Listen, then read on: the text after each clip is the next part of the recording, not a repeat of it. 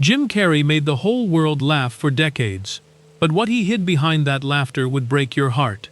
At 64, he sat down for what he called the last interview of his life. No filters, no performance.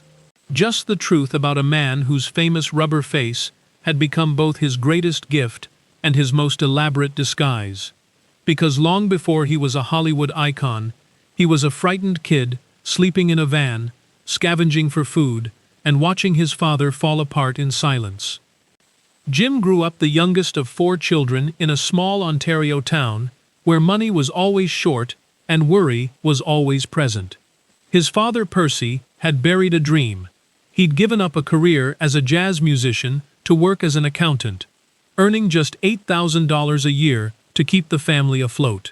His mother, Kathleen, battled chronic illness, often confined to bed for days at a time. So Jim did what came naturally.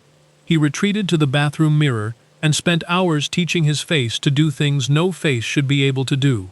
Making his siblings laugh felt like the only thing he could actually control.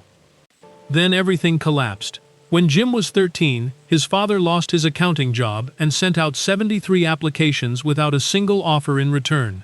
Percy eventually took work as a janitor, scrubbing floors in the same kinds of factories where he'd once worn a tie. The family lost their home. For a period in the mid-1970s, they lived out of a battered yellow Volkswagen van parked near Lake Ontario, washing up at gas station sinks and stretching every dollar until it snapped. Jim was a teenager doing overnight factory shifts, then showing up to school in yesterday's clothes, pretending everything was fine. He never stopped performing, though. At 15, his father drove him to a Toronto comedy club for his first open mic. He walked out in a polyester suit his mother had picked out, convinced this was his moment. The audience barely reacted, but on the drive home, Percy said nothing critical, just quiet, unmistakable pride.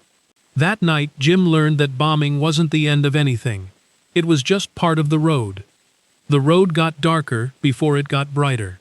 In 1982, Jim walked into a bathroom and found his father unconscious after swallowing a bottle of pills. Paramedics saved Percy's life. Later, Percy admitted this hadn't been his first attempt. He had reportedly tried twice before, during the van years, hiding it from his family. Jim never forgot that.